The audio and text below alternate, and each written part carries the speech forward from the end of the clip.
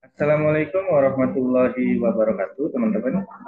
Waalaikumsalam Waalaikumsalam warahmatullahi warahmatullahi wabarakatuh. wabarakatuh. Kami peserta Latsar CPNS 2022 dari Kabupaten Indramayu, Angkatan 7, Kelompok 4. Perkenalkan, saya Ertanto, saya berdinas di Perpustakaan dan Arsip. Kemudian bersama saya ada rekan saya yaitu ada Mas Iqbal, Iqbal Taufik Rizal yang berdinas di Dinas Perhubungan Kabupaten Indramayu. Ada juga Pak Nurmai Saro yang berdinas di RSUD MIS, dan ada juga Ibu Nurela yang berdinas di Inspektorat. Terima kasih untuk kehadirannya teman-teman. Kali ini kita tuh mau bahas masalah angka kemiskinan di Indramayu pada tahun 2018, 2019, 2020. Siapa yang tidak tahu tahun-tahun itu tahun di mana kita semuanya serasa nggak bisa kemana-mana dan hampir nggak bisa hidup. Jadi yang akan kita bahas itu tentang kemiskinannya. Di sini kita nggak bahas tentang COVID-nya, yaitu pada tahun 2018 menurut data yang saya dapat itu angka kemiskinan naik di 11,89%. Pada tahun berikutnya di tahun 2019 mengalami penurunan, tapi tidak jauh, hanya 11,11%. Namun pada tahun 2020 kembali mengalami kenaikan yaitu 12,70%. Nah, itu kalau menurut teman-teman itu angka kemiskinan di Indramayu bisa naik turun itu kira-kira kenapa ya?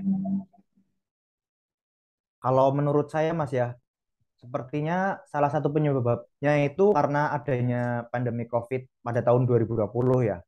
Seperti yang rekan-rekan tahu, ada banyak aspek yang terdampak karena pandemi COVID ini. Salah satunya yang berdampak yaitu pada daya beli masyarakat yang menurun.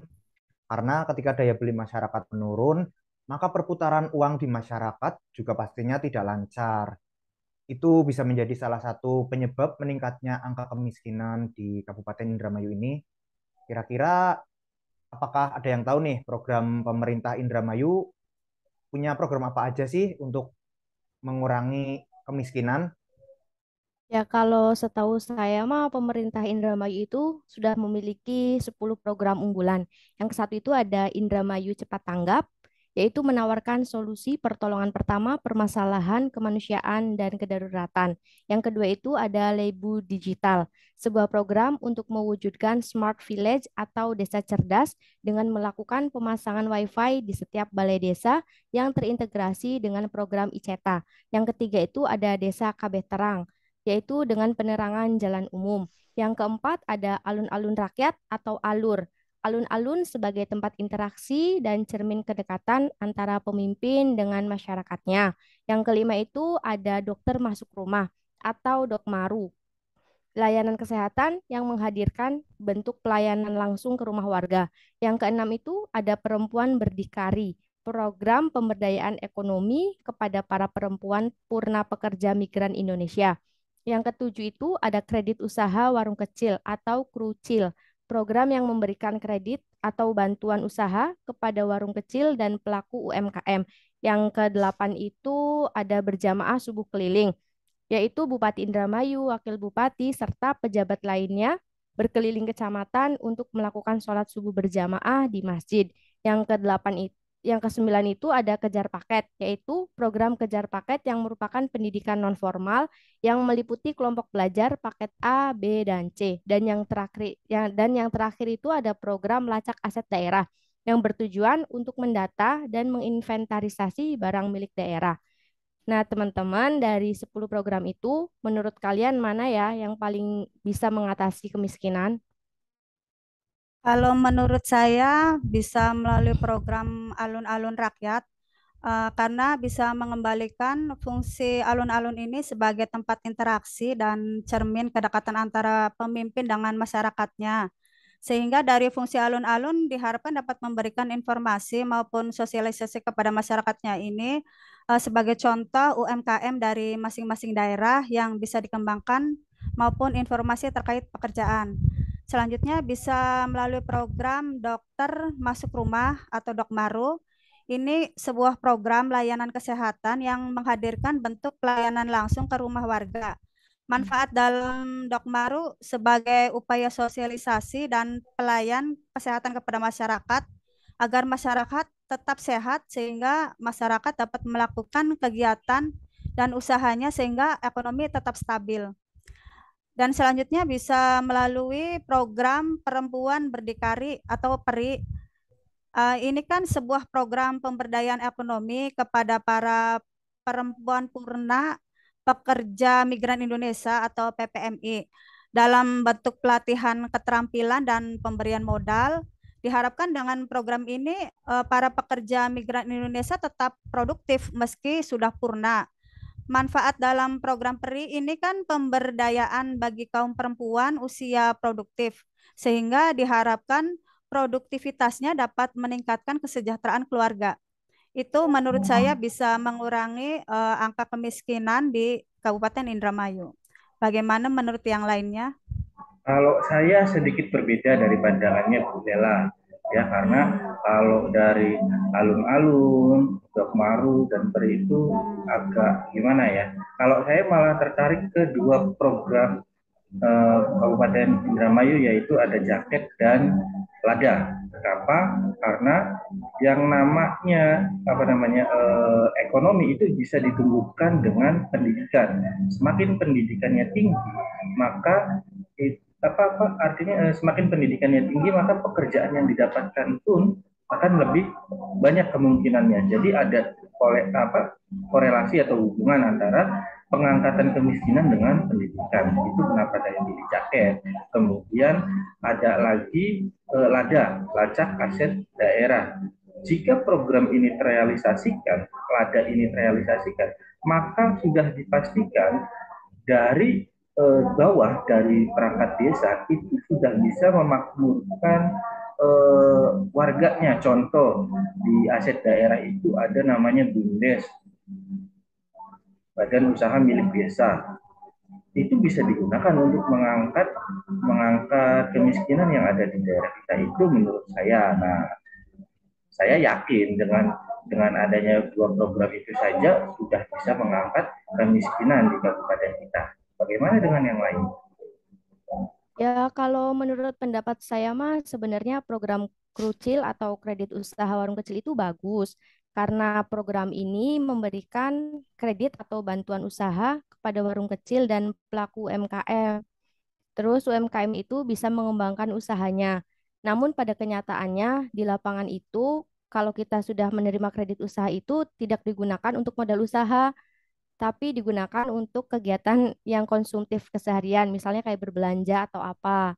Terus kalau saya juga setuju dengan Mbak Nurlela tentang program PERI atau Perempuan Berdikari karena program ini pause, pause.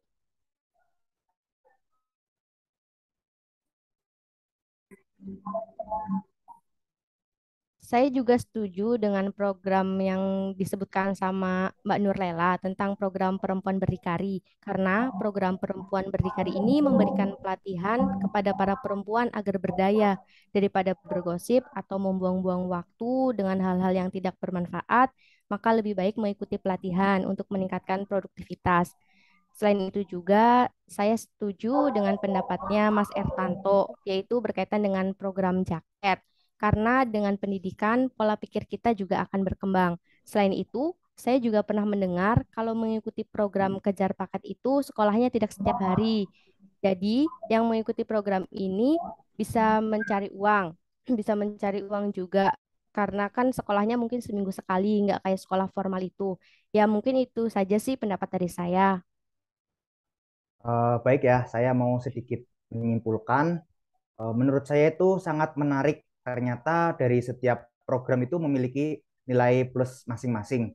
Namun, ada beberapa program yang sangat relevan dengan situasi saat ini, khususnya untuk mengatasi kemiskinan, seperti kejar paket atau jaket yang berhubungan dengan pendidikan, yang merupakan hal yang pokok ya. Program kejar paket merupakan program pendidikan non formal yang meliputi pelajar paket A, B, dan C. Karena pendidikan cukup memiliki korelasi dengan kesejahteraan ekonomi. Kemudian yaitu perempuan berdikari atau PERI program pemberdayaan ekonomi kepada para perempuan purna pekerja migran Indonesia atau yang lebih disebut PPMI agar tetap produktif untuk membantu kesejahteraan keluarga. Dan terakhir itu yang pastinya Lebu Digital, sebuah program untuk mewujudkan smart village atau desa cerdas dengan melakukan pemasangan WiFi di setiap balai desa. Di mana dengan perkembangan zaman saat ini, kita itu dituntut untuk memiliki literasi digital yang cukup ya dalam menghadapi era globalisasi tentunya. Dari kesimpulan ini, kira-kira nilai apa sih menurut teman-teman yang harus kita miliki nih sebagai seorang ASN ya untuk mengatasi isu kemiskinan di Indramayu? Kalau menurut saya, kita sebagai ASN harus memiliki integritas, profesionalitas, nasionalisme, berwawasan global, menjalin network yang lebih baik dan luas, serta terus berkembang untuk memberikan pelayanan yang terbaik sesuai dengan nilai-nilai Smart ASN 2024 untuk mewujudkan smart governance. Untuk penjelasan mengenai smart governance akan dijelaskan bisa melalui Mbak Nur Maisaro. Ya, untuk smart governance itu artinya tata kelola pemerintah cerdas yang bertujuan untuk mewujudkan peningkatan pelayanan publik, kinerja birokrasi pemerintah, dan kinerja efisiensi kebijakan publik melalui dukungan digitalisasi dan teknologi dan informasi. Nah, smart governance ini memiliki 3 model. Yang pertama itu ada government to citizen, adalah penyampaian layanan publik dan informasi satu arah oleh pemerintah ke masyarakat. Dengan contohnya itu ada pajak online, layanan jaminan sosial, dan lain-lain. Yang kedua itu ada government to business, adalah transaksi-transaksi elektronik di mana pemerintah menyediakan berbagai informasi yang dibutuhkan bagi kalangan bisnis untuk bertransaksi dengan pemerintah. Contohnya itu kayak pajak perseroan, peluang bisnis, dan lain-lain. Dan yang terakhir itu ada government to government, adalah memungkinkan komunikasi dan pertukaran informasi online antar departemen atau lembaga pemerintahan melalui basis data yang terintegrasi. Ya, mungkin itu sih untuk ya. definisi smart governance-nya itu. Berarti jika sebuah daerah menerapkan smart governance akan menurunkan setidaknya angka kemiskinan yang ada di Indramayu ya. Ketika pajak sudah bisa online, maka akan mempermudah orang bayar pajak dimanapun, kapanpun ya. Dan nantinya pajak sendiri akan membuat daerah kita, Kabupaten Indramayu itu bisa membangun atau pembangunan secara merata di daerah-daerahnya.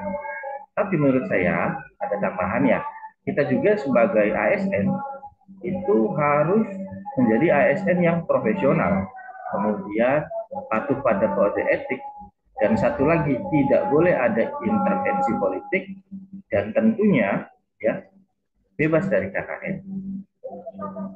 Terima kasih untuk kedatangannya 3 teman-teman saya untuk membahas isu yang memang sudah lalu. Semoga ini bisa dijadikan pelajaran kita agar nanti setiap ada isu bisa keluar dengan cara musyawarah seperti ini. Baik, dari saya begitu kesimpulannya. Hari ini kita cukupkan. Terima kasih. Wassalamualaikum warahmatullahi wabarakatuh. Waalaikumsalam warahmatullahi wabarakatuh. Indramayu bermartabat. Indonesia pulih lebih cepat, bangkit lebih kuat. Lebih kuat.